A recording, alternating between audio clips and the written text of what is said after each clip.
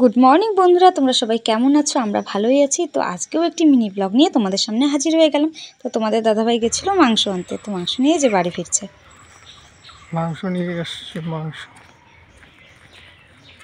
তো আজকে তো রবিবারের স্পেশাল খাওয়া দাওয়া তো আজকে হবে। তো তোমাদের দেখাবো আমি কি কি রান্না করি। এই দেখো, সমস্ত সবজিগুলো আজকে সকালবেলা ক্ষেত থেকে তোলা হয়েছে। এগুলোকে আমি এখন গুছিয়ে রাখলাম। আর এই দেখো, লঙ্কাগুলোকে তো কিছুদিন ধরেই শুকোতে দিচ্ছি, আর কিছুদিন থেকে কিন্তু বৃষ্টি হচ্ছিল, তো ওগুলোকে কোনো কিছুকে আর কি শুকোতে দিতে পারছিলাম না। তো আজকে দেখলাম না, বৃষ্টিটা নেই, তো আজকে লঙ্কাগুলোকে বাইরে শুকোতে দিয়ে এই জায়গাটাকে দেখো ঝুড়িতে সমস্ত সবজিপাতি তুলে রেখে, জায়গাটা তো মাটি হয়ে গেছে, এখন ঘরটাকে আমি আবার ঝেড়ে নিচ্ছি। দাদাভাই এই যে পাঁঠার মাংস নিয়ে এসেছে, তো এখানে ঢেকে রাখলাম। আর এই জায়গাটাকে এখন ঝাড় দিয়ে নিচ্ছি। আর বাসনপত্রগুলোকে তো সকালবেলা ধুয়েছি, মানে সকালবেলা এত কাজকর্ম করছিলাম, জামা কাপড় ধুয়েছি, রবিবার বোঝোই কত জামা কাপড় থাকে।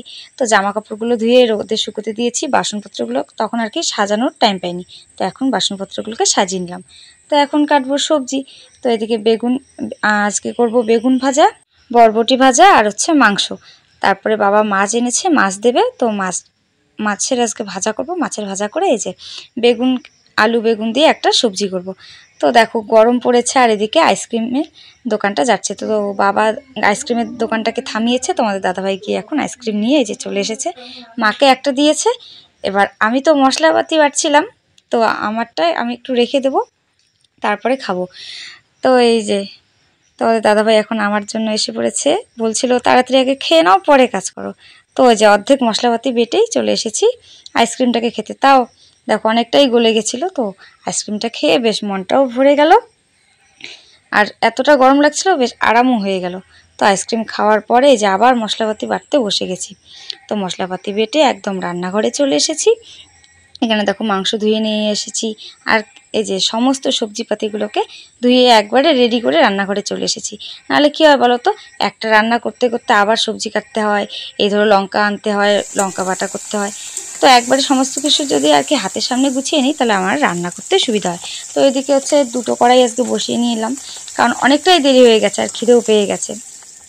তো এদিকে মাছ ভাজা করে এই যে এখন এদিকে মাংসটাকে আমি ভালো করে কষিয়ে নিচ্ছি, আর ওই কড়াইয়ে আমি মাছের যে আর কি সবজিটা করব সেটা আমি করছি। তো এখানে বেগুন আলু দিয়ে আমি এই সবজিটাকে করব। ওদিকে ফুটতে থাকুক, আর এদিকে আমি দেখো ভালো করে মাংসটাকে কষিয়ে নিচ্ছি। আর আমাদের গাছের লঙ্কা দিয়ে আর কি মাংসটা করছি, তো লঙ্কাগুলো যেমন আর কি ঝাল তেমনই লাল। এই দেখো মাংসের ঝোলটা একদম লাল লাল হয়েছে। আর এরকম মাংসের ঝোল খেতে কিন্তু খুবই ভালো লাগে। আর যদি তার সাথে রোববারটা হয়, তো জমজমাটি খাওয়া দাওয়া হবেই।